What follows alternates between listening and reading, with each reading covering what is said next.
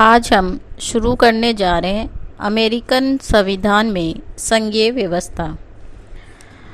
America संविधान में कहीं पर भी संघीय या संघ शब्द का प्रयोग नहीं किया गया, लेकिन अमेरिका संविधान में संघीय शासन के तत्व निहित हैं, जिनको हम कई रूपों में देखने को मिलते हैं। पहला, प्रभुत्व शक्ति का दोहरा प्रयोग।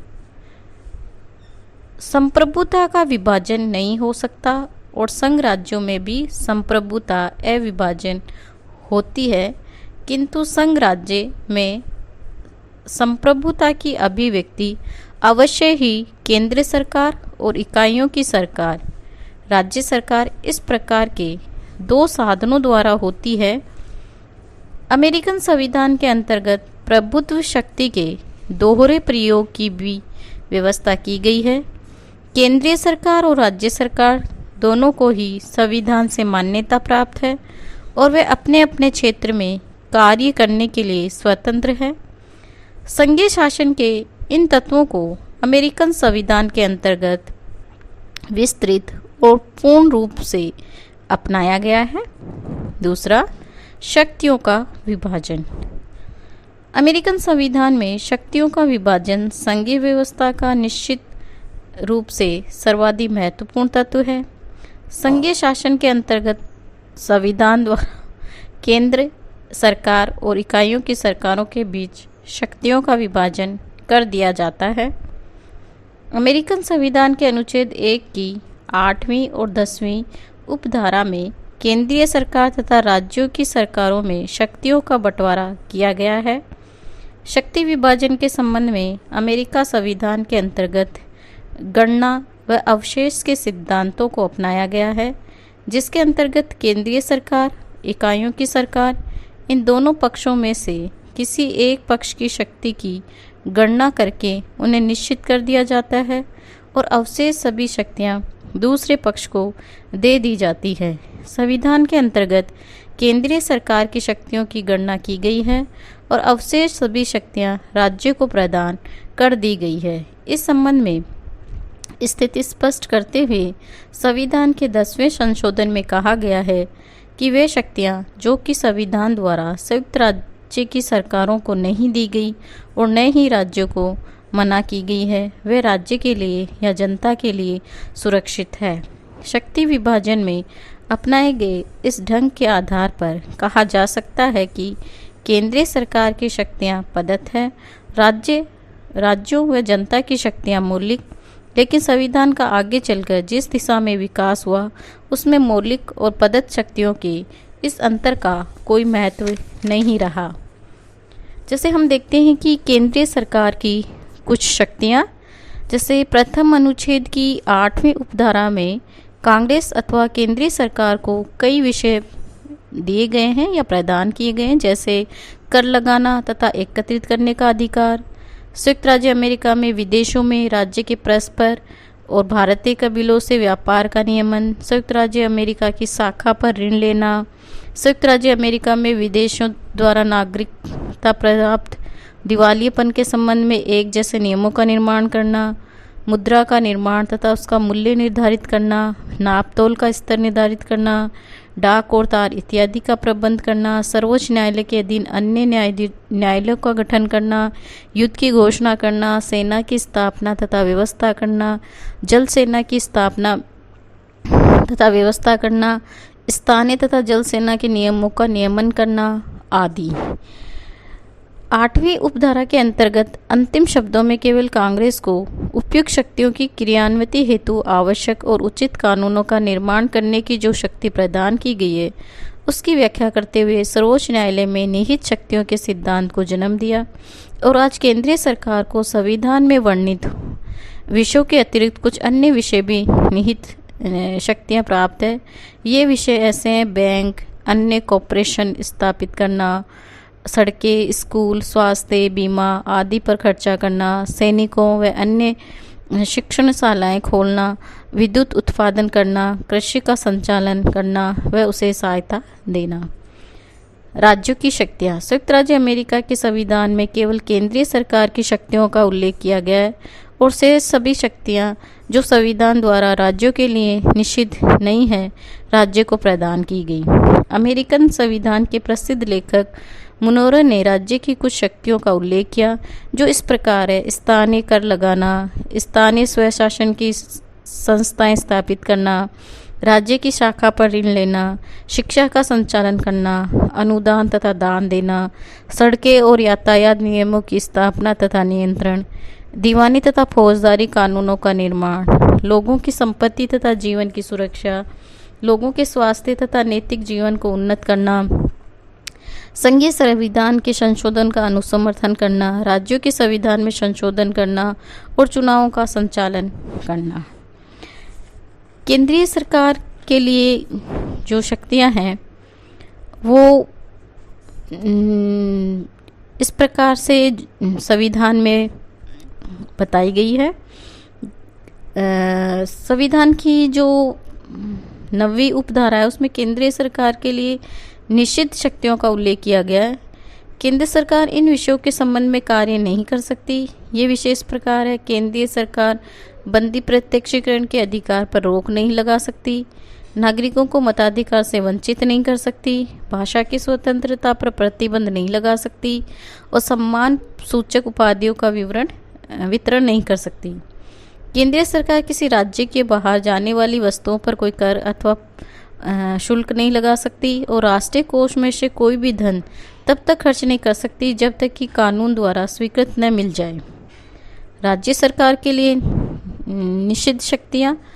अनुच्छेद की 10वीं उपधारा में राज्य सरकार के लिए निषिद्ध शक्तियों का उल्लेख किया गया है, जो इस प्रकार है: राज्यों के द्वारा विदेशों के साथ संधि या समझौते नहीं किए जा सकते, शांति के समय सेना और युद्ध नहीं रख सकते, तब तक युद्ध में प्रवेश नहीं कर सकते जब तक कि किसी राज्य द्वारा उन पर आक्रमण न किया जाए, कांग्रेस की सहमति के बिना राज्यों के द्वारा निर्यात तथा आयात कर नहीं लगाया जा सकता, राज्य अपने क्षेत्र में स्थित राष्ट्रीय सरकार की संपत्ति पर कोई कर नहीं लगा सकता, राज्य सरकारें नोट या मुद्रा नहीं चला सकती और अपने ऋण चुकाने के लिए सोने और चांदी की मुद्राओं के अतिरिक्त अन्य किसी भी प्रकार की मुद्रा का प्रयोग नहीं कर सकती। इसके अतिरिक्त राज्य सरकार दास प्रथा लागू नहीं कर सकती, जाति प्रथा, रंग भेद के आधार पर अपने नागरिकों को मताधिकार से वंचित नहीं कर सकती। संविधान के द्वारा केंद्रीय सरकार तथा राज्य सरकारों के लिए शक्तियों का जो निषेध किया गया, उसे ये स्पष्ट है कि संविधान के द्वारा संप्रभुता केंद्रीय सरकार या राज्य सरकार को सौंपने के बजाय लोक प्रभुता के सिद्धांत को अपनाया गया है। राज्य की अंतिम संप्रभुता जनता में निहित है। संविधान की सर्वोच्चता। संघ शासन समझौते द्वारा स्थापित शासन होता है। ये समझौते संविधान में निहित होता है। संघ राज्य का ये संविधान सर्वोच्च होता है। केंद्रीय सरकार, इकाइयों की सरकार तथा सरकार के विभिन्न अंग संविधान के प्रतिकूल किसी प्रकार का कार्य नहीं कर सकते। संयुक्त राज्य अमेरिका में संविधान की सर्वोच्चता के सिद्धांत को अपनाया गया है। फिलाडेल्फिया सम्मेलन द्वारा निर्मित प्रलेख उसमें किए गए संशोधन संयुक्त राज्य अमेरिका का सर्वोच्च कानून है। राष्ट्रपति, कांग्रेस, सर्वोच्च न्यायालय तथा संघ की इकाइयाँ सब इसके अधीन हैं और किसी के द्वारा भी इसका उल्लंघन नहीं किया जा सकता। अमेरिका संविधान के अनुच्छेद 6 में कहा गया है, यह संविधान और उसके अनुसार बनाए गए सभी कानून तथा संयुक्त राज्य अमेरिका के प्राधिकार के अधीन की गई अथवा भविष्य में की जाने वाली सभी संधियां देश का सर्वोच्च कानून होगा और प्रत्येक राज्य के न्यायाधीश इससे बाध्य होंगे। किसी भी राज्य के संविधान अथवा कानून की कोई भी बात जो संविधान के विरुद्ध होगी अवैध समझी जाएगी। न्यायपालिका की सर्वोच्चता। सभी संघात्मक राज्यों के अंतर्गत एक सर्वोच्च न्यायालय की व्यवस्था की गई है, जिसका कार्य संविधान की व्याख्या एवं रक्षा करना होता है। सर्वोच्च न्यायालय केंद्रीय सरकार, प्रांतीय सरकार या सरकार के किसी अंग द्वारा संविधान के प्रतिकूल किए गए कार्यों को असंवैधानिक घोषित कर सकता है और यही सर्वोच्च न्यायिक सर्वोच्चता है। अमेरिका में न्यायिक सर्वोच्चता के सिद्धांत को भी अपनाया गया है और सर्वोच्च न्यायालय संविधान का उल्लंघन करने वाले कांग्रेस के कानून, राष्ट्रपति की आज्ञाओं अथवा राज्य सरकारों के कानून और कार्यों को अवैध घोषित कर सकता है। सर्वोच्च न्यायालय अपने इस शक्ति के माध्यम से केंद्रीय सरकार तथा राज्य की सरकार को अपने अपने क्षेत्र तक सीमित रखता है और इसमें से किसी भी पक्ष के द्वारा संविधान का उल्लंघन नहीं किया जा सकता। 1803 में न्यायाधीश मार्शल ने बाबरी बनाम मेडिसन नामक विवाद में न्यायिक सर्वोच्चता के सिद्धांत का प्रतिपादित करते हुए स्पष्ट कहा था कि अब सब प्रकार के कानूनों की संवैधानिकता की जांच करने का एकमात्र अधिकार सर्वोच्च न्यायालय को प्राप्त है। दोहरी नागरिकता। दोहरी नागरिकता को भी सामान्यतः संघ राज्य का एक तत्व समझा जाता है, जिसका तात्पर्य है प्रत्येक व्यक्ति केंद्रीय सरकार का तथा उस राज्य सरकार का नागरिक होगा जिसमें वह रहता है।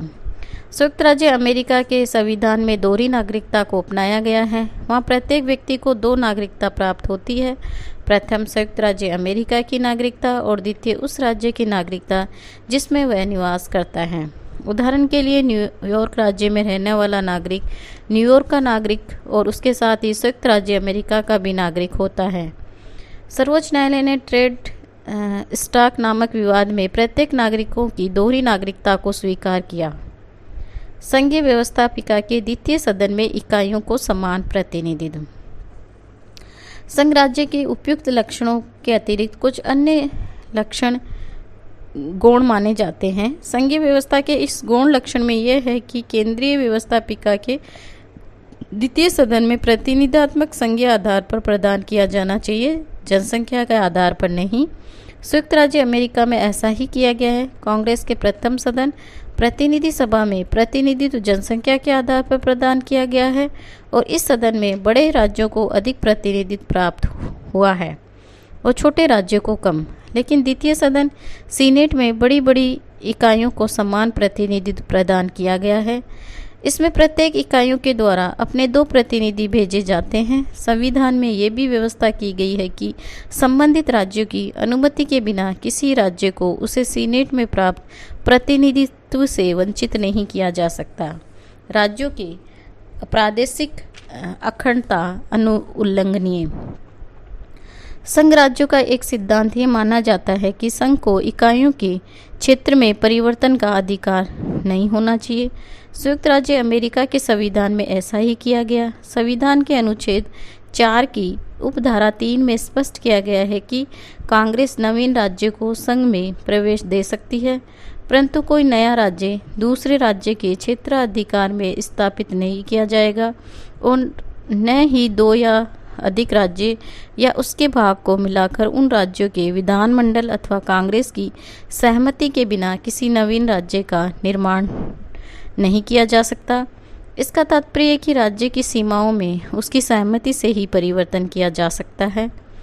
इन सब के अतिरिक्त अमेरिका संघ की इकाइयों को संविधान संशोधन संबंधी कार्यों के विषय में पूरी शक्ति प्राप्त है। संविधान में संशोधन की प्रक्रिया के 2 चरण हैं: संशोधन की प्रस्तावना और संशोधन की पुष्टि। संशोधन की पुष्टि का कार्य तो इकाइयों द्वारा किया जाता है। इकाइयों को संशोधन संबंधित प्रस्तावित करने के लिए इस संबंध में भी शक्ति प्राप्त है। अमेरिका में संघीय शासन ने संविधान के अलग राज्यों के अपने अपने अलग संविधान हैं। राज्यों के संविधान पर शर्त केवल ये है कि ये संविधान संघीय संविधान के विरुद्ध नहीं होना चाहिए और उसमें गणतंत्रीय शासन प्रणाली के अतिरिक्त अन्य किसी प्रकार की शासन प्रणाली को नहीं अपनाया जाना चाहिए।